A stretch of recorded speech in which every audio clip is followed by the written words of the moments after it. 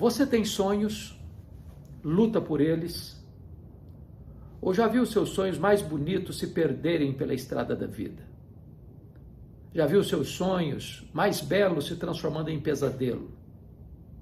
Quem sabe você até mesmo já sepultou os seus sonhos e colocou na lápide de seus sonhos uma frase lapidar que resumiu sua vida. Aqui jaz os meus sonhos. Hoje eu quero encorajar você a trazer esses sonhos e colocá-los na presença de Deus. Hoje eu quero encorajar você a nunca desistir de seus sonhos. Porque Deus pode fazer o impossível. Deus pode reverter situações humanamente irremediáveis. Deus pode reverter os diagnósticos mais sombrios. Deus pode fazer do vale um manancial, da noite escura de choro, uma manhã radiosa de alegria e celebração. A história de Ana, registrada lá no primeiro livro de Samuel, retrata esta importante realidade. Ana tinha um sonho, o sonho de ser mãe, o sonho de conceber. Mas o sonho dessa mulher piedosa está sendo adiado. Seu ventre é estéril, é um deserto, não pode conceber. Ana enfrenta muitos desafios na vida, como a zombaria da sua rival, a incompreensão do sacerdote Eli e até mesmo o desencorajamento do seu marido. Mas Ana nunca abriu mão de ver o seu sonho realizado. Ela chorou diante de Deus. Ela orou fervorosamente na presença de Deus. Ela derramou sua alma na presença de Deus num choro amargo, pleiteando a sua causa. A despeito de tantas adversidades à sua volta, e a despeito das circunstâncias tão difíceis que ela mesma enfrentava, ela jamais recuou, jamais desistiu. O resultado é que Deus fez um milagre na sua vida. Deus ouviu o seu clamor. Deus atendeu a sua oração. Ela foi curada. E ela, diz a Bíblia, que creu na promessa de Deus e o seu rosto voltou a brilhar. A fé suplantou as dificuldades. E ela desceu com seu marido para Ramá, coabitou com seu marido, Deus se lembrou dela, ela concebeu e deu à luz a Samuel, o maior profeta, o maior sacerdote, o maior juiz da história de Israel, o homem que trouxe de volta a nação apóstata para a presença de Deus. Você pode ser como Ana. Você pode experimentar hoje ainda os grandes milagres de Deus, de uma cura, de uma situação irremediável na sua família, de um quadro sombrio e avassalador que atormenta a sua alma, de incompreensões à sua volta. Deus pode fazer maravilhas na sua vida ainda hoje. Não desista. Me permita contar-lhe minha própria experiência. A minha família morava num lugar muito pobre, no interior do estado do Espírito Santo, nos idos de 1958. A minha mãe estava grávida do seu último filho, em estado adiantado de gravidez. Naquela época, naquele local, não tinha carro, não tinha estradas, não tinha recursos médicos. Quando uma pessoa ficava doente, ela precisava ser transportada numa padiola, um lençol amarrado num varal, e transportado pela trilha 40 quilômetros, onde ficava o posto médico. A minha mãe caiu gravemente enferma. Meu pai sabia que ela não suportaria uma viagem de 40 quilômetros numa padiola. Chamou o médico e ele veio, a examinou e disse: essa mulher não vai sobreviver. Ela está muito doente, ela está muito fraca. E a criança que está no seu ventre está em agonia de morte. A única chance dessa mulher sobreviver é sacrificar a criança. Porque se não tirar a criança, a mãe morre junto com a criança. A minha mãe, entretanto, pensou diferente e tomou uma outra decisão. Ela disse: eu não abro mão desse filho, eu não desisto desse filho. Eu estou pronta a morrer com ele, a morrer por ele, mas eu não desisto dele. E naquele momento de profunda angústia e dor, a minha mãe fez um voto a Deus e disse: meu Deus, se tu poupares a minha vida, se tu poupares o meu filho, eu vou consagrá-lo para ti, para que ele seja um pastor, um pregador da tua palavra. Deus ouviu a oração da minha mãe e eu nasci. Nasci na roça. Fui calçar meu primeiro par de sapatos aos 8 anos de idade, com as mãos calejadas. Onde eu morava não tinha escola, a não ser escola primária. Nunca ninguém tinha saído dali para fazer, além de 4ª série primária. Eu entrei na escola com 8 anos. Com 12 anos eu já tinha terminado os meus estudos, a 4ª série primária. Desde a minha infância eu tinha uma vontade muito grande de estudar, de aprender. E eu me dediquei a tudo que eu podia para ler o que eu podia ler. Na minha casa não tinha livros, mas tinha um dicionário velho. E com 10 anos de idade eu comecei a decorar as principais palavras daquele dicionário. Pela bondade de Deus, quando eu estava terminando o meu curso primário, com 12 anos de idade, a minha professora que me alfabetizou estava se mudando para Vitória. E ela, sabendo do meu sonho de estudar, me perguntou: você tem coragem de vir comigo? E eu, que nunca tinha dormido uma noite fora de casa, disse para ela: se os meus pais deixarem, eu vou. Com 12 anos, eu nunca tinha visto uma lâmpada elétrica. Fui criado a lamparina de querosene. Com 12 anos, eu nunca tinha visto um aparelho de televisão. Com 12 anos, eu nunca tinha entrado numa grande cidade. Com 12 anos, eu subi na carroceria de um caminhão e fui morar num dos mais perigosos bairros da Grande Vitória. Foram muitas lutas. E recentemente, num dos últimos livros que escrevi, dediquei à minha professora tão querida, que teve a visão de investir na minha vida. Ela, com tantos filhos, com tantas dificuldades peculiares, ela ainda abriu as portas da sua casa para me acolher. E eu registro aqui a minha profunda gratidão a ela. Passei lutas, muitas lutas. Muitas vezes até mesmo algumas privações.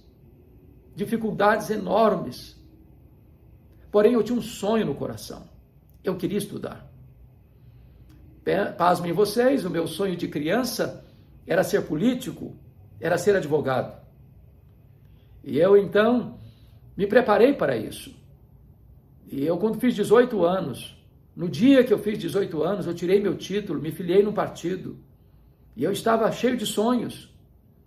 Eu estudava na época na Emater, do Ministério da Agricultura, e eu tinha sonho de terminar o 2º grau e fazer um vestibular e fazer advocacia e me tornar um advogado conhecido e um político de projeção. E então, certa feita, eu conversava com um presbítero amigo e contava para ele o meu projeto de vida. E disse para ele que quando eu terminasse a minha carreira como advogado e político, no final da minha jornada, eu entraria num seminário para me preparar no final da vida para dedicar o resto dos meus dias à pregação do Evangelho. Este homem, com a autoridade de Deus, pôs o dedo literalmente no meu nariz e disse: você quer dar as sobras para Deus? Você quer dar o resto para Deus? Deus quer você agora, na sua juventude, com o seu vigor, com a sua inteligência. E aquela palavra entrou no meu coração como uma flecha. E a partir daquele momento eu fiquei plenamente convencido de que naquele momento Deus me chamava para o ministério. Eu desisti dos meus sonhos e abracei o projeto de Deus. A primeira pessoa para quem eu liguei foi para minha mãe. Eu disse: mamãe, Deus mudou os meus planos. Deus mudou o meu sonho.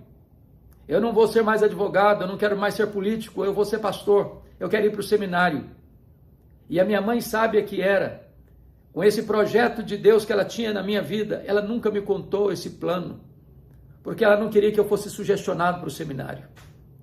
Ela queria que Deus fizesse essa obra no meu coração. E quando eu liguei para ela, disse: mamãe, Deus está me chamando para o ministério. Ela me disse: meu filho, por esta causa, eu já orava antes mesmo de você nascer. Em 1978, eu entrei no Seminário Presbiteriano de Campinas, em São Paulo.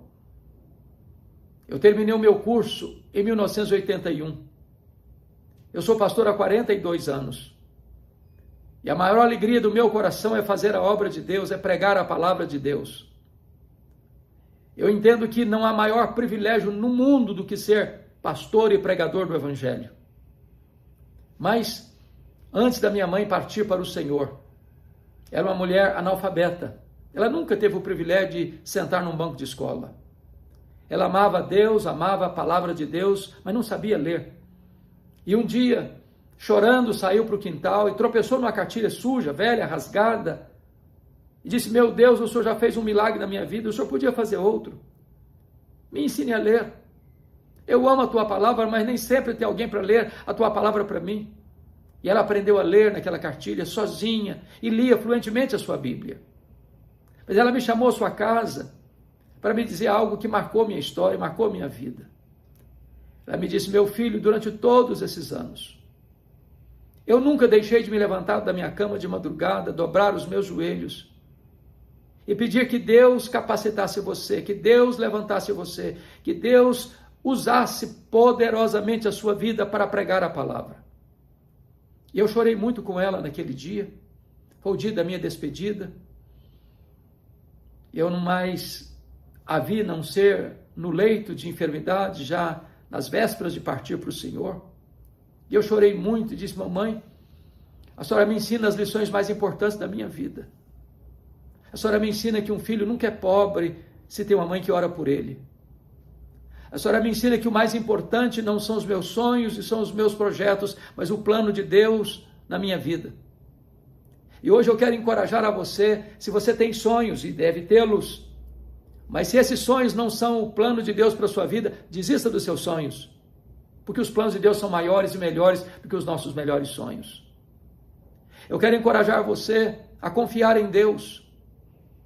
Mormente nesse momento em que o Brasil discute para lá, para cá, esta questão da interrupção da gravidez, por uma gravidez problemática ou às vezes traumática. E talvez nós hoje pudéssemos refletir a importância da vida. Eu sou muito grato a Deus pela minha mãe, que foi aconselhada a me sacrificar. Se ela o fizesse, ela estava debaixo de orientação médica.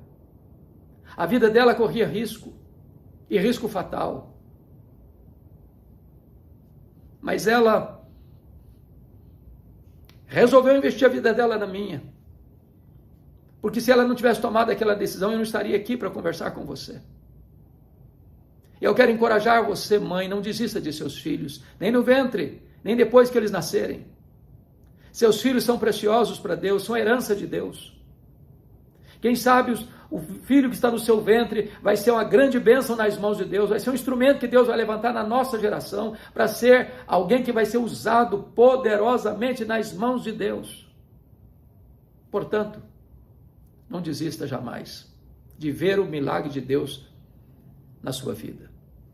Mas o que fazer quando esses sonhos parecem que não se cumprem? Você passa por vales, passa por momentos amargos e difíceis e os sonhos não se cumprem. O que fazer? A primeira coisa que você precisa fazer é continuar crendo. Não desista. Ore um pouco mais. Chore um pouco mais. Jejue um pouco mais. Insista um pouco mais. Não jogue a toalha. Não retroceda. Não estarilhe as armas. Creia e você verá a glória de Deus. Quantas pessoas que desistem cedo demais. Quantas pessoas que jogam a toalha cedo demais. Quantas pessoas que estão no portal da terra prometida e morrem no deserto. Porque desistem. Eu quero encorajar você, não desista não. Prossiga. Creia. Deus é fiel. Deus pode fazer coisas magníficas, extraordinárias na sua vida. A segunda coisa que eu quero encorajar você precisa se apropriar das promessas de Deus. Quando o profeta Eli disse para Ana: vai em paz para a tua casa e o Deus de Israel te conceda a petição que lhe fizeste, essa palavra é boa, essa palavra é de Deus. Essa palavra Ana hospedou no seu coração e essa palavra trouxe cura para ela. Ana experimentou duas curas distintas. A primeira delas, a cura emocional. Quando ela creu na promessa de Deus, ela parou de chorar. O brilho voltou ao seu rosto. A glória de Deus, a Shekinah de Deus inundou a sua face. O sorriso brotou nos seus lábios. A fé iluminou em seu coração. É preciso apropriarmos-nos das promessas da palavra de Deus, porque Deus é o avalista da sua palavra. Promessa de Deus e a realidade são a mesma coisa, porque Deus vela pela sua palavra em a cumprir. Então, leia a Bíblia, medite nas promessas de Deus. Deus vela pela sua palavra em a cumprir. Nenhuma das suas promessas cai por terra. Então confie em Deus e persevere um pouco mais, caminhe um pouco mais, creia e você verá as maravilhas divinas na sua vida. Mas a terceira coisa que Ana nos ensina é que diante dos sonhos que ainda não se cumpriram e não se realizaram, você precisa continuar caminhando, voltando às trincheiras da luta. Ana queria ser mãe, mas ela vivia talvez nos quartos escuros, chorando, com o rosto banhado de lágrimas, ultrajada, humilhada dentro de casa e fora de casa. Mas houve um momento em que ela creu, e ela se apropriou da promessa. E ela saiu dos quartos escuros, e ela voltou para sua casa, e ela coabitou com seu marido, e ela concebeu, e ela deu à luz a um filho, e ela consagrou esse filho para Deus mesmo antes dele ser concebido, e ela cumpriu o seu voto e devolveu o seu filho para o Senhor. E este menino, profeta Samuel, foi o grande instrumento de Deus na sua nação, como intercessor, como profeta, como sacerdote, como juiz. Eu quero dizer para você que é hora de sair dos quartos escuros, é hora de sair do desânimo, é hora de sair da murmuração, é hora de você crer que Deus faz e que Deus pode, que Deus quer. E então você verá as maravilhas divinas. Você deve começar o seu dia animado, é isso mesmo. A Bíblia diz, este é o dia que o Senhor fez, alegremo-nos e regozijemo-nos nele. Levante a sua cabeça. As dores do passado, Deus pode curá-las, Deus pode perdoar as suas transgressões, Deus pode fazer tudo novo na sua vida e recomeçar uma nova história na sua história. Então recomece, então se levante. Este é o dia da grande vitória de Deus na sua vida. Como disse um autor muito conhecido, Og Mandino, para você começar o seu dia animado, talvez você pudesse pegar o jornal, o melhor jornal da sua cidade, abrir o seu jornal, logo cedo, antes do café, e começar a leitura, mas não nas páginas políticas, não nas páginas econômicas, não nas páginas policiais, não nas páginas esportivas. Talvez essas notícias vão deixar você mais triste ainda. Comece a leitura lá na página do obituário, exatamente, na lista das pessoas que morreram, e você vai descobrir algo fantástico. Você vai descobrir que o seu nome não está nessa lista. Você vai descobrir que todas as pessoas que estão nessa lista dariam tudo para estar no seu lugar, mas elas estão mortas. Você está vivo. E se você está vivo, um milagre de Deus pode acontecer na sua vida hoje. Então, não desista de seus sonhos. Não desista de ver um milagre de Deus na sua história, na sua vida, na sua família. Talvez hoje você esteja cruzando os vales mais escuros. Talvez hoje você esteja pisando em estradas juncadas de espinhos. Talvez hoje você esteja navegando por mares revoltos. Talvez hoje você esteja acuado por crises medonhas de saúde, ou financeira, ou familiar. Talvez hoje o cenário é contrário às expectativas de sonhos realizados. Mas entenda uma coisa, Deus está acima dos seus problemas. Ele é maior do que os seus problemas. Ele pode sanar os seus problemas. Ele pode vir ao seu encontro nas tempestades da vida, caminhando sobre o mar, mostrando que as ondas revoltas estão debaixo dos seus pés. Então creia, não desanime, não retroceda, não jogue a toalha, não desista. Não desista da vida. Não desista dos projetos de Deus na sua história. E eu estou certo de que você verá as maravilhas divinas. Você verá que o vale mais escuro vai se tornar num manancial.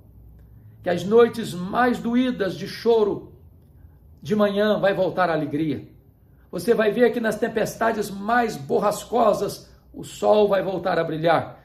Você vai perceber que nas horas de desânimo, talvez de entrega dos pontos, Deus vai injetar ânimo e força em seu coração. E você vai se levantar na força do Todo-Poderoso para sair vencendo, para ser um vencedor, para conquistar as mais consagradoras vitórias na sua vida. Eu estimo que Deus abençoe você. Eu estimo que Deus fortaleça você. Eu estimo que Deus levante você.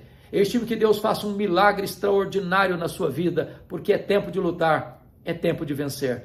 É tempo de nutrir não sonhos e devaneios humanos, mas nutrir no coração a expectativa do grande projeto de Deus na sua vida, porque os planos de Deus são mais altos, porque os caminhos de Deus são mais elevados e os planos de Deus não podem ser frustrados. Então Deus abençoe você, Deus abençoe seu coração, Deus abençoe sua família. Meu abraço, que Deus conduza você em triunfo.